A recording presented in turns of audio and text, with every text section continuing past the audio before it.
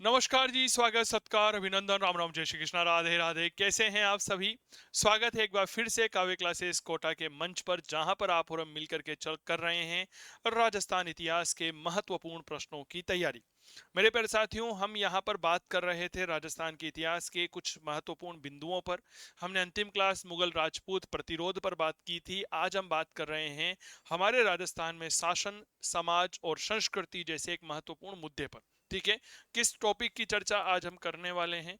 तो याद रखिएगा, राजस्थान के इतिहास में शासन कैसा रहा। यहाँ पर शासन का तात्पर्य है प्रशासन से। किससे तात्पर्य है? प्रशासन से है। यहाँ पर हमारा समाज कैसा रहा और हमारी कल्चर यानी कि हमारी संस्कृति जो है यह कैसी रही।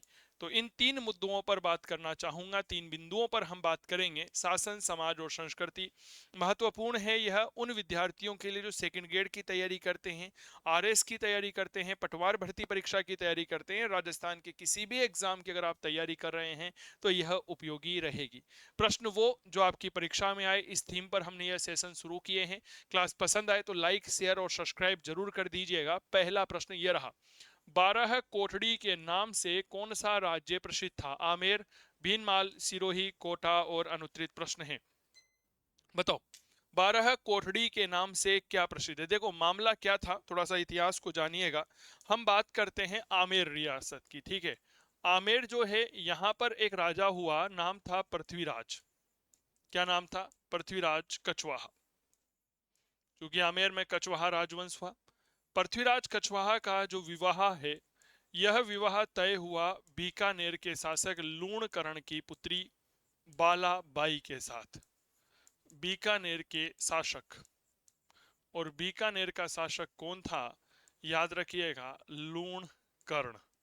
इस लूणकर्ण की बेटी थी, नाम था बालाबाई से।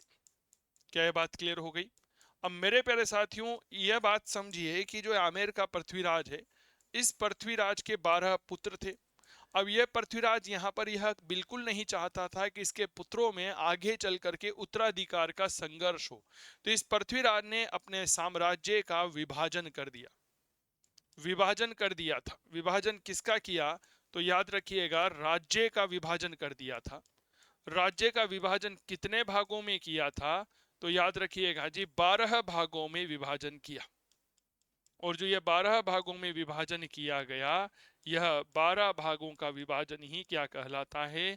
तो याद रखिएगा, यह कहलाता है 12 कोटड़ी व्यवस्था। क्या कहलाता है? तो याद रखिएगा, यही क्या कहलाता है, यह आपकी 12 कोटड़ी व्यवस्था के नाम से जानी जाती है। समझ में आ गई बात? तो मेरे दोस्त, संक्षिप्त में समझिएगा, आमेर के शासक पृथ्वीराज के द्वारा अपने पुत्रों में भावी उत्तराधिकार संघर्ष को टालने के लिए अपने राज्य का विभाजन कर दिया गया 12 भागों में। यही व्यवस्था आमेर के इतिहास में 12 कोठड़ी व्यवस्था के नाम से जानी गई। यह वही पृथ्वीराज कछवाहा है जो कि राणा सांगा के पक्ष में खानवा के युद्ध में भाग लेता है। किस युद्ध में भाग लेता है? तो याद रखिएगा जी, यह खानवा के युद्ध में, बैटल ऑफ खानवा में भाग लेता है। समझ में आ गई बात? खानवा के युद्ध में भाग लेता है। जब राणा सांगा युद्ध भूमि में घायल हो जाते हैं, तो राणा सांगा को युद्ध भूमि में से निकालने वाले दो व्यक्तियों में आमेर के पृथ्वीराज और मारवाड़ के राजकुमार मालदेव थे। यह इन्हें युद्ध भूमि से निकाल करके कहां लेकर गए थे? बसवा, बसवा से कालपी, कालपी में देहांत, वहां से मांडलगढ़ लाए और वहां अंतिम संस्कार किया था। क्लियर हो गई? तो याद रखिएगा, 12 कोटड़ी व्यवस्था जो है यह आपके आमेर रियासत की है। अगला प्रश्न यह रहा, जागीर शब्द जो है किस भाषा से लिया गया है? हिंदी, मारवाड़ी, संस्कृत, पारसी? अनुत्तरित प्रश्न। हम कहते हैं ना, जागीर एक ऐसी भूमि जिसे शासक अपनी ओर से विशिष्ट सेवाओं के बदले अपने कृपा पात्र व्यक्तियों को दे दिया करते थे, वह जागीर कहलाती थी। ठीक है, और जागीर जिसके पास होती थी उसे हम जागीरदार कहा करते थे। क्या ये बात क्लियर हो गई? तो मेरे दोस्त याद रखिएगा, यह मूल रूप से फारसी भाषा का शब्द है। जागीर जो है, इसे धारण करने वाला क्या कहलाता था? याद रखिएगा, जागीरदार कहलाता था। धारण करने वाला क्या कहलाता था?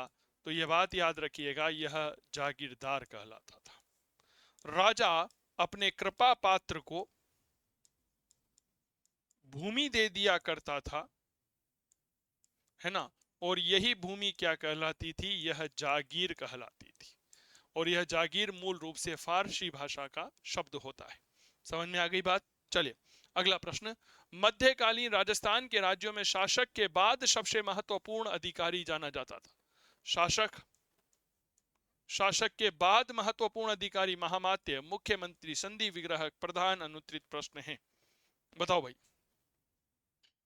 शासक के बाद महत्वपूर्ण अधिकारी कौन होता था? आप मध्यकालीन राजस्थान का प्रशासनिक विवरण पढ़िएगा तो आपको पता चलेगा।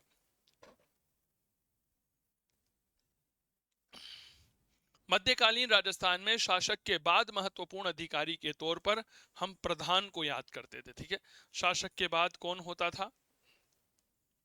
प्रधान होता था, जो राज्य का दूसरा सबसे महत्वपूर्ण सर्वेसर्वा अधिकारी हुआ करता था। क्या ये बात क्लियर हो गई? और अधिकांश राज्यों में प्रधान ही सारी महत्वपूर्ण जिम्मेदारियों का निर्वहन किया करता था। समझ में आ गई बात? चलिए अगला प्रश्न देखिए। राजस्थान के इतिहास में पट्टा रेख से क्या अभिप्राय है? आंकलित राजस्व, सैन्य कर, आयात निर्यात कर, बेगार और अनुत्तरित प्रश्न है। एक शब्द आया है यहाँ पर, पट्टा रेख। सर बताइए, पट्टा रेख शब्द जो है इससे क्या तात्पर्य है? बहुत बढ़िया प्रश्न है, जवाब दीजिएगा। सर पट्टा रेख होता है जी एक प्रकार का आंकलित राजस्व। मूल रूप से जो रेवेन्यू वसूल किया जाता था उसमें अनुमान लगाया जाता था कि भाई अब इतना जो है वह पैसा आ सकता है। इसे हम क्या कहते थे? पट्टा रेख। पट्टा रेख नाम आया है इसीलिए क्योंकि इसका वर्णन शासक द्वारा प्रदान किए गए जागीरी पट्टे में इसका उल्लेख किया जाता था। इसे हम क्या कहते थे? पट्टा रेख कहते थे।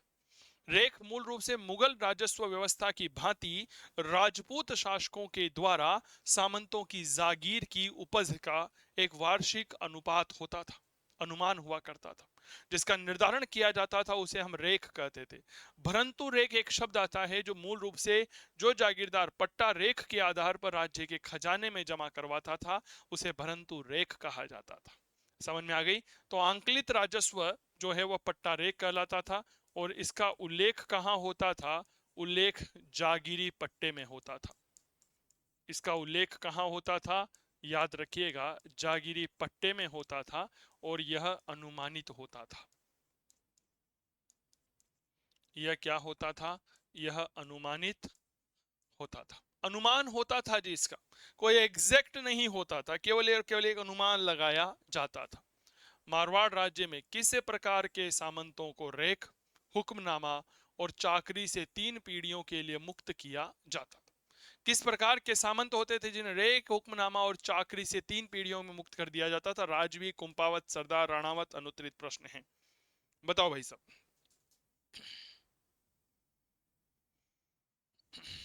सर 3 पीढ़ियों तक मुक्त रखा जाता था। यहां पर एक शब्द आया राजवी।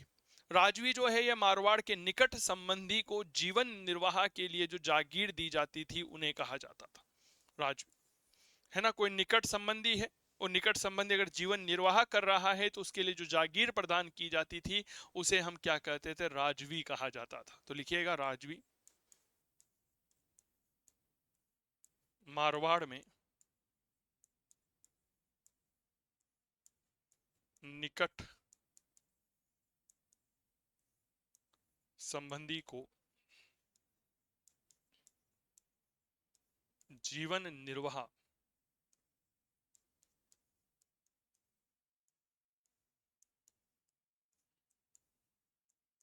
हेतु जो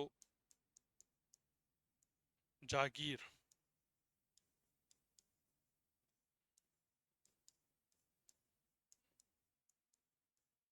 की जाती थी उसे हम क्या कहते थे? राजवी कहा करते थे। उन्हें रेख, चाकरी, हुक्मनामा से 3 पीढ़ियों तक मुक्त रखा जाता था। उसके बाद वह सामान्य जागीरदार की श्रेणी में आ जाया करते थे। क्लियर हो गई? तो यह बात थोड़ा सा याद रखिएगा। क्लास अच्छी लगे तो प्लीज इसे शेयर जरूर कर दीजिएगा। तिवारा कर एक कर है जी, तिवारा कर। हमारे मध्यकालीन राजस्थान में कहीं सारे ऐसे कर लगाए जाते थे। उन करों का नाम आप लोगों को याद रखना है, समय के साथ में बात करूंगा आप लोगों को, ठीक है। तिवारा कर क्या होता है? औद्योगिक उत्पादों पर कर, दूसरे राज्यों के व्यापार कर, दिवाली होली जैसे पर्वों पर कर, कृषि उत्पादों पर कर, अनुचित कर। सर इसे ही तिवारी कर भी कहते थे। क्या कहते थे? इसे ही तिवारी कर भी कहा जाता था। ठीक है, तिवारी नाम याद रखिए, तिवारी। और यह तिवारी कर जो है ना मूल रूप से दिवाली पर लिया जाता था, आप ऐसे याद रखोगे। तिवारी कर कब लिया जाता था? दिवाली पर लिया जाता था। दिवाली पर क्या लिया जाता था? तिवाली कर।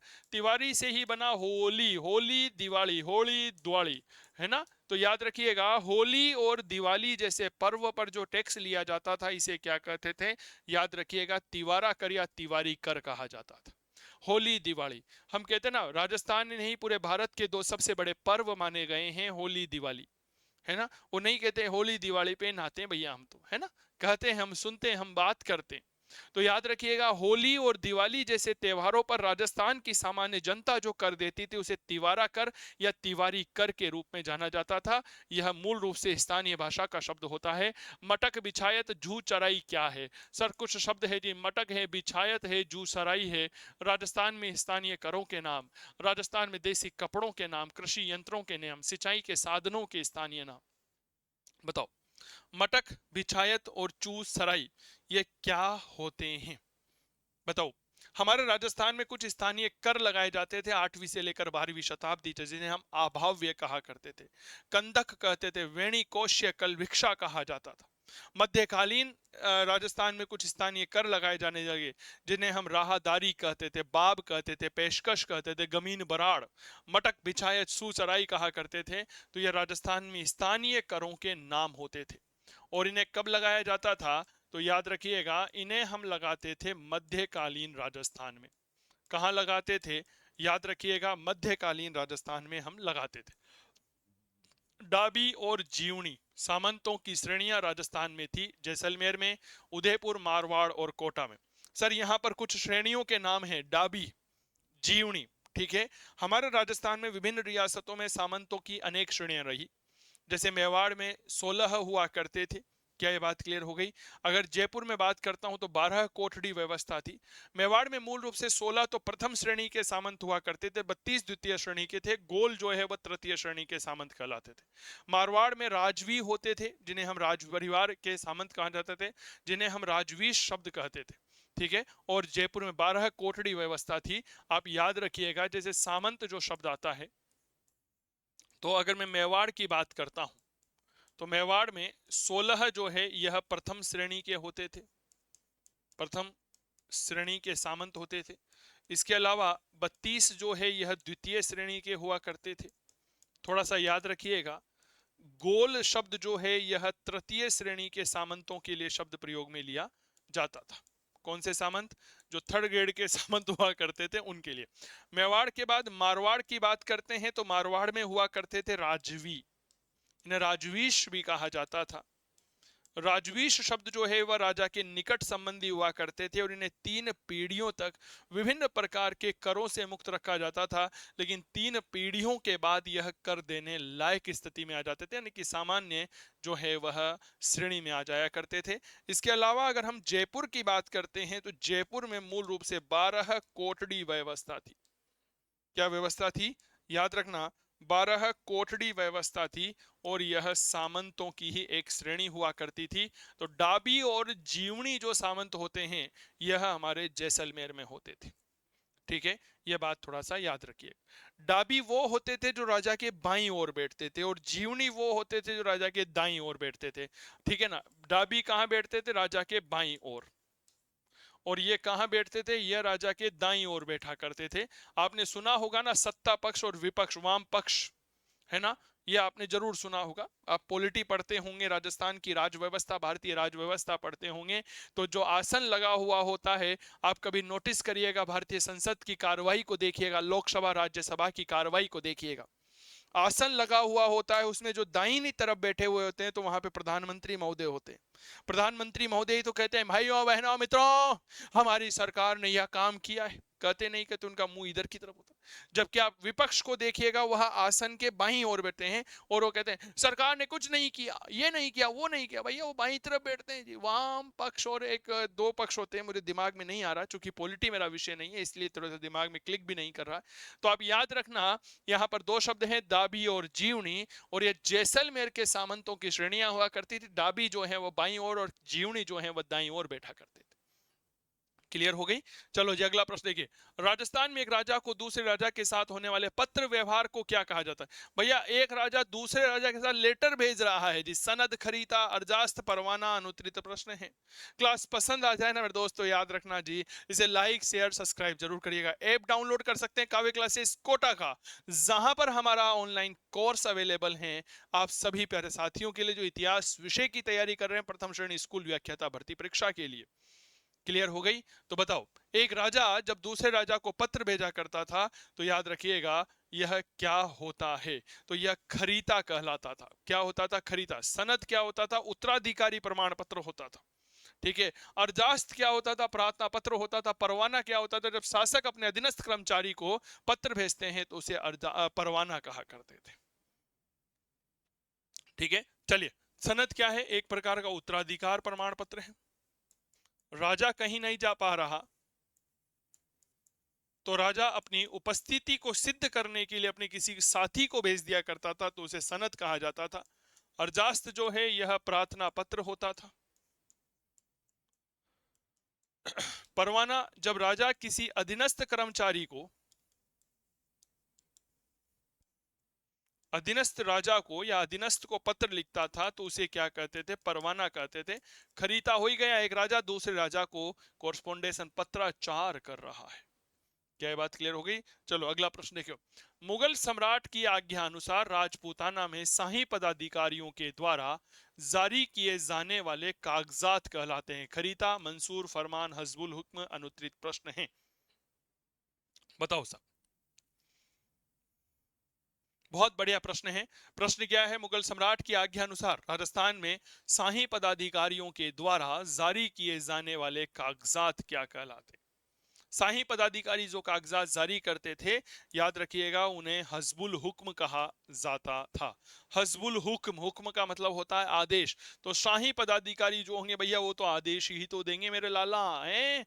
शाही पदाधिकारी क्या देंगे? आदेश देंगे। और आदेशों को क्या कहा जाता है? तो भैया याद रखना आदेश को हुक्म कहा जाता है। समझ में आ गई क्या बात? हस्बुल हुक्म। राजस्थान की एकमात्र रियासत जहां उत्तराधिकार का कोई शुल्क नहीं लिया जाता था? जयपुर, जोधपुर, जैसलमेर, उदयपुर, अनुत्तरित प्रश्न है। राजस्थान की एकमात्र ऐसा रियासत जहां पर उत्तराधिकार का शुल्क नहीं लिया जाता था। हमारे राजस्थान की रियासतों का जब हम अध्ययन करते हैं तो अनेक रियासतों में उत्तराधिकार शुल्क लिया जाता था और उस उत्तराधिकार शुल्क को अलग अलग रियासतों में अलग अलग नाम दिया जाता था। कुछ रियासतों में पेशकशी या हुक्मनामा, कुछ में नजराना कहा जाता था, कुछ में नजराना तो कुछ में जो है उन्हें तलवार बंधाई कहा जाता था। लेकिन जैसलमेर एक ऐसी रियासत थी जहां पर किसी भी प्रकार का कोई उत्तराधिकार शुल्क नहीं लिया जाता। हम बात करते हैं हमारे कुछ रियासतों की, जैसे जयपुर की बात करते हैं। जयपुर में से नजराना कहा जाता था। समझ में आ गई बात? जोधपुर में इसे हुक्मनामा कहा जाता था। ठीक है। उदय जोधपुर में क्या कहा जाता था? हुक्मनामा कहा जाता था। इसे ही पेशकशी कहा जाता था। ठीक है। अगर हम उदयपुर की बात करते हैं तो यहां पर भी इसे नजराना कहा जाता था। याद करिए बिजोलिया रियासत, बिजोलिया रियासत में पृथ्वी सिंह ने नया कर लगाया था, उसे हम तलवार बंदाई कहते थे। क्या कहते थे? तो मेरे प्यारे साथियों याद रखिएगा जी, तलवार बंधाई के नाम से जानते हैं। जयपुर रियासत में नजराना, जोधपुर में हुक्मनामा, जैसलमेर में कोई उत्तराधिकार शुल्क नहीं होता था, उदयपुर में नजराना कहलाता था। समझ में आ गई क्या बात? अगला प्रश्न बहुत अच्छे से समझिएगा। प्राचीन रियासत के संदर्भ में कांसा परोसा क्या है? सिंचाई की एक किस्म है, इनमें से कोई नहीं। एक प्रकार का लाग है, लाग का मतलब कर, और भूमि का प्रकार है। अनुत्तरित प्रश्न है। What is the meaning of Kansa Parosa in ancient princely state in Rajasthan? क्या होता है कांसा परोसा का मतलब राजस्थान की प्राचीन रियासतों में? ठीक है। कुछ शब्द देखने को मिलते हैं जैसे बगड़ाम होता है। ठीक है। ढोल डंका होता है, कंसा परोसा होता है, नाता दरीचा होता है। क्या ये बात क्लियर हो गई? तो यह सर एक प्रकार के कर हुआ करते थे जो सामान्य तौर पर आम व्यक्ति से उसके परिवार में होने वाले उत्सवों के अवसर पर लिया जाता था। जैसे कोई उत्सव हो गया परिवार में, विवाह का, मृत्यु भोज हो गया, तो उस अवसर पर यह कर लिया जाता था, तो एक प्रकार का टैक्स था। One type of taxation system in Rajasthan was called Kansa Parosa. Clear हो गई ये बात, याद रखिएगा। Which one imposed on any function of any farmer like marriage और डेथ। ठीक, चलिए अगला प्रश्न। मारवाड़ में वीरता साहित्य सेवा के लिए सिरोपांव देने की परंपरा रही थी। सर्वोच्च सिरोपांव था पालकी सिरोपांव, हाथी सिरोपांव, घोड़ा सिरोपांव, कड़ा दुशाला सिरोपांव और अनुत्तरित प्रश्न। बताइए सर। सिरोपांव लिया जाता था, सिरोपांव लिया जाता था, एक प्रकार का यह सम्मान हुआ करता था। ठीक है, तो सम्मान सूचक वस्त्र दिया जाता था, उसे सिरोपांव कहा जाता था। मारवाड़ के राजाओं के द्वारा ठिकानेदार जब दरबार में आते थे, किसी शाही विवाह के पश्चात वह विदा होते थे, तो राजा उन्हें एक सम्मान सूचक वस्त्र दिया करते थे और उसे क्या कहते थे, याद रखिएगा, उसे हम सिरोपांव कहते थे। यह सिरोपांव हाथी घोड़ा पालकी या सादा होता था, ये चीजें याद रखिएगा। तो ये क्या है, तो ये बात याद रखना, यह सम्मानजनक या सम्मान सूचक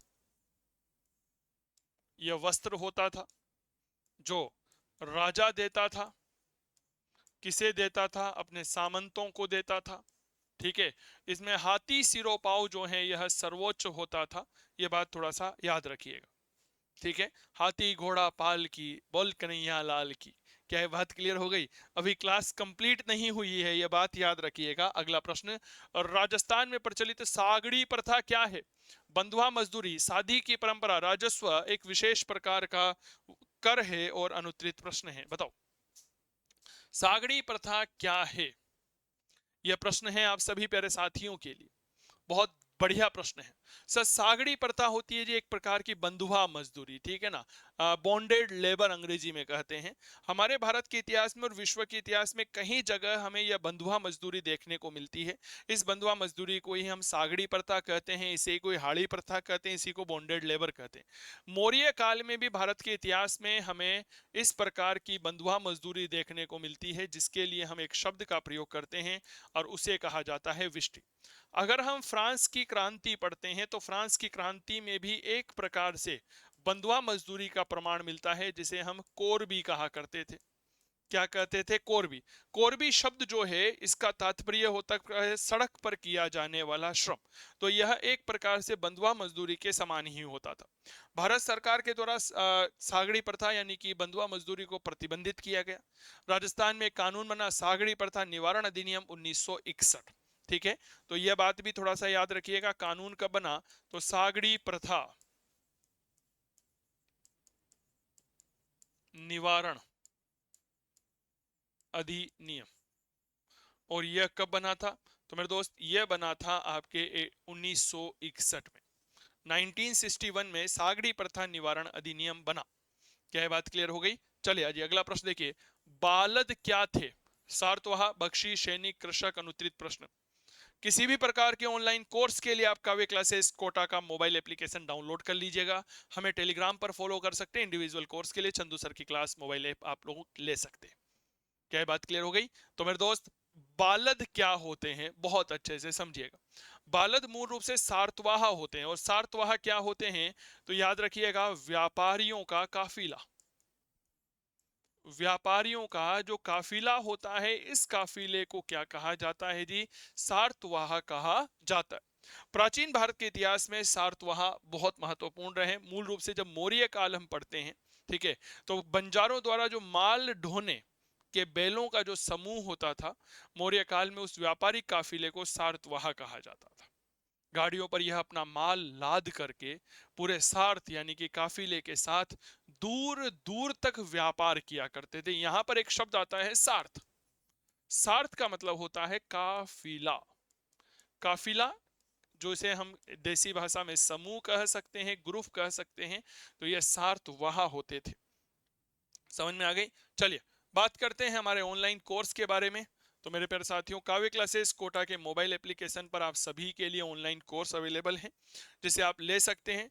49% डिस्काउंट के साथ यह कोर्स अवेलेबल है काव्य क्लासेस कोटा के मोबाइल एप्लीकेशन पर। लाइव फ्रॉम स्टूडियो बैच है। इतिहास विषय का आरपीएस स्कूल व्याख्या था सेकंड पेपर के लिए संपूर्ण पाठ्यक्रम है। Live class, doubt clearing session, topic wise test, printable notes, complete course, time bound है, यूजफुल और सभी पीजीटी भर्ती परीक्षाओं के लिए। क्या ये बात क्लियर हो गई? तो देरी किस बात की, आज ही गूगल प्ले स्टोर से काव्य क्लासेस कोटा का मोबाइल एप्लीकेशन डाउनलोड करें, या आप मेरे मोबाइल नंबर पर सीधा संपर्क कर सकते हैं। मेरे मोबाइल नंबर आप सभी प्यारे साथियों के लिए हैं 8802060952। ठीक है। काव्य क्लासेस अपनी राजस्थान इतिहास की लोकप्रिय पुस्तक प्रकाशित कर चुका है। अगर आप इस किताब को लेना चाहते हैं तो मेरे दोस्त आज ही हमारे साथ जुड़े। काव्य क्लासेस कोटा की राजस्थान इतिहास की किताब का 6ठा एडिशन प्रकाशित हो चुका है। आप अपने घर बैठे इस किताब को मंगवा सकते हैं। घर बैठे मंगवाने की प्रोसेस बहुत ही आसान है, कोई बहुत ज्यादा परेशान इसमें होने की आवश्यकता नहीं है। अगर आप काव्य क्लासेस कोटा द्वारा प्रकाशित और चंदू जैन के द्वारा लिखित राजस्थान का इतिहास किताब का 6ठा संस्करण घर बैठे मंगवाना चाहते हैं तो 40% का विशेष डिस्काउंट है। केवल 210 रुपए आपको पेटीएम करने होंगे 8802060952 पर। इसका स्क्रीनशॉट लें और पूरे एड्रेस के साथ हमें इस नंबर पर भेज दीजिए। यह किताब आपको घर बैठे मिल जाएगी। मोबाइल नंबर नोट डाउन कर लीजिए, 8802060952। इस नंबर पर आप संपर्क करके यह किताब घर बैठे मंगवा सकते हैं। काव्य क्लासेस कोटा की अनुपम प्रस्तुति है। अगला प्रश्न यह रहा, 16वीं-17वीं शताब्दी में राजस्थान में नील का कारोबार अत्यंत विकसित था। नील हमारी सांस्कृतिक विरासत रही, इस विरासत का गवाह रहा नील का उत्पादन बयाना, करौली, धौलपुर और अलवर। बताओ, नील हमारी सांस्कृतिक जो धरोहर है उसका गवाह रही है और हमारे राजस्थान में बेहद शानदार तरीके से नील का उत्पादन किया जाता था। बताइए कहां होता था राजस्थान में नील का उत्पादन? तो याद रखना भैया, बयाना भरतपुर में। बयाना भरतपुर जो है इसमें नील का उत्पादन हुआ करता था। ठीक है। और इस नील उत्पादन का जो उल्लेख है वह इब्न बतूता ने अपनी किताब किताब उल रहेला में भी किया है। उल्लेख किसने किया है? इब्न बतूता ने किया है। इब्न बतूता की किताब कौन सी है? किताब उल रहेला। इसकी किताब है किताब उल रहेला। बयाना का अगर हम इतिहास पढ़ते हैं मेरे प्यारे साथियों तो आपको यह पता होगा समुद्रगुप्त का विजय स्तंभ बयाना में है। गुप्त काल की सर्वाधिक स्वर्ण मुद्राओं का भंडार हमें बयाना से प्राप्त हुआ है। नील उत्पादन का केंद्र था, बरिक वंश का शासन था यहाँ पर। क्या ये बात क्लियर हो गई? बयाना भरतपुर बहुत महत्वपूर्ण है अपने आप। क्लियर। अगला प्रश्न, तलवार बंदाई शुल्क था, अभी थोड़ी देर पहले चर्चा की थी, बिजोलिया में पृथ्वी सिंह के द्वारा लगाया गया था, 1906 में लगाया गया था और यह एक प्रकार का उत्तराधिकार शुल्क था। ठीक है। चलिए अगला प्रश्न, निम्नलिखित में से कौन सा सुमेलित नहीं है? धौलपुर के सिक्के तमंचा शाही, करौली के सिक्के माणक शाही, प्रतापगढ़ के सिक्के सालिम शाही, बलतपुर के सिक्के मदन शाही। अनुत्तरित प्रश्न है। निम्नलिखित में से कुछ यहां पर सिक्के दे रखे, हमारी रियासतों ने अलग अलग प्रकार के सिक्के चलाए थे। जैसे अगर सिरोही रियासत की बात करते हैं तो भिलाड़ी, डब्बू शाही, अलवर में राव शाही चलते थे। झालावाड़ की बात करते हैं तो मदन शाही सिक्का चलता था। ठीक है। कोटा में हाड़ी, मदन शाही। करौली की बात करता हूं तो कटार, झाड़ शाही, माणक शाही। क्या ये बात क्लियर हो गई? जैसलमेर में डोंडिया, मोहम्मद शाही, अखे शाही। किशनगढ़ में चांदोड़ी चलती थी। जयपुर में जो है हमारे झाड़ शाही, मोहम्मद शाही। चित्तौड़ में सिक्का एलची चलता था। इस प्रकार अलग अलग था। तो यहाँ पर जो भरतपुर के सिक्के ना मदन शाही ये नहीं थे। मदन शाही सिक्के आपको कोटा में देखने को मिलेंगे। मदन शाही सिक्के आपको झालावाड़ में देखने को मिल जाएंगे। भरतपुर रियासत में इस प्रकार का कोई सिक्का नहीं चला करता था। समझ में आ गई ना बात? हाँ या ना का जवाब जरूर साझा करिएगा। ठीक है। भरतपुर में सामान्य तौर पर इस प्रकार का कोई सिक्का नहीं चलता था। अगला प्रश्न, 8वीं से 12वीं शताब्दी के समाज में राजस्थान में प्रचलित अधिकारी अक्षपटलिक का संबंध किससे था? कृषि कार्य पर नजर रखने वाला अधिकारी, राज्य में आय व्यय का ब्यौरा रखने वाला अधिकारी, राजकोष और आभूषणों को रखने वाला अधिकारी, विदेश नीति से संबंधित अधिकारी। और अनुत्तरित प्रश्न है। 8वीं से 12वीं शताब्दी के समाज में राजस्थान में प्रचलित एक अधिकारी था जिसे हम कहते थे अक्षपटलिक। यह क्या होता था?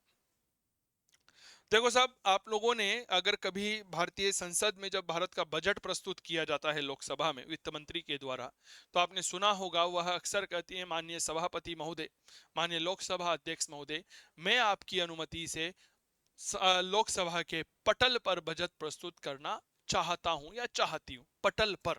तो जब भी पटल शब्द आ जाए ना तो याद रखना आय व्यय का ब्यौरा होता है यह, ठीक है ना, यह तरीका है याद रखने का, ठीक है। आय व्यय का ब्यौरा। एक शब्द आता है गोलमिक। गोलमिक क्या होता है? वन विभाग का मंत्री।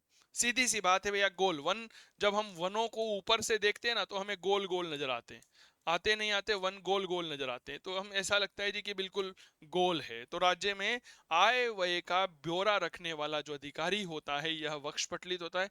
मेवाड़ की एक विशेषता रही है कि यह पद वंश परंपरागत यानी कि वंशानुगत होता था, ठीक है ना। चलिए अगला प्रश्न ये रहा, दस्तूर कोमवार में राजस्थान के किस राज्य से संबंधित वर्णन मिलता है? बीकानेर, जयपुर, उदयपुर, कोटा। अनुत्तरित प्रश्न है। एक शब्द है डेट इज कॉल्ड दस्तूर कोमवार। अब यहां पर प्रश्न यह लोकप्रिय है कि यह दस्तूर कोमवार जो शब्द है यह क्या होता है, ठीक है।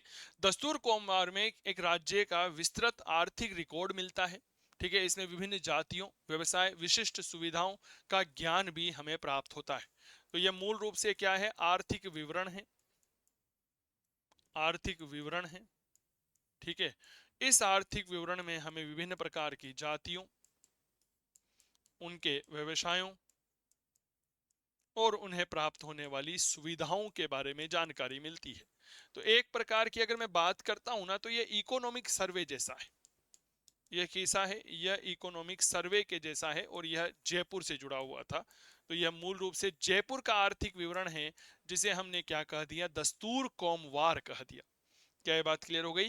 तो दस्तूर कोमवार जो शब्द है यह मूल रूप से जयपुर का आर्थिक विवरण होता था।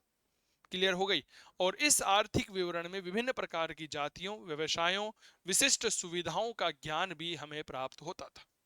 क्लियर हो गई। तो ये चीजें ऐसी हैं जो आपकी परीक्षा के दृष्टिकोण से बेहद उपयोगी है। उम्मीद करता हूं ये जो 30-35 मिनट की क्लास रही है यह आपके लिए उपयोगी रहेगी। इतिहास का प्रश्न आप पत्र आप लेना चाहते हैं, आरपीएससी फर्स्ट ग्रेड के सेकंड पेपर की तैयारी करना चाहते हैं, तो काव्य क्लासेस कोटा का मोबाइल एप्लीकेशन लेकर के आप आज ही हमारा कोर्स परचेज कर सकते हैं बिना किसी देरी के। कवि क्लासेस कोटा के द्वारा प्रकाशित होने वाली राजस्थान इतिहास की यह तथ्यात्मक विवेचनात्मक पुस्तक आप सभी प्यारे साथियों के लिए है और आप इस किताब को घर बैठे मंगवा सकते हैं। इस नंबर पर संपर्क कर लीजिएगा। बाकी क्लास पसंद आए तो प्लीज इसे लाइक करें, शेयर करें, सब्सक्राइब करें, अपने दोस्तों के साथ बताएं। चैनल पर नए हैं तो हमसे जरूर जुड़िएगा। मुलाकात करते हैं आप सभी से, तब तक स्वस्थ रहें, मस्त रहें, तंदुरुस्त रहें और करते रहें इतिहास की बात चंदू जैन के साथ। बहुत बहुत धन्यवाद आप सभी प्यारे साथियों से। मुलाकात करेंगे अगली क्लास में, तब तक जय हिंद, जय भारत।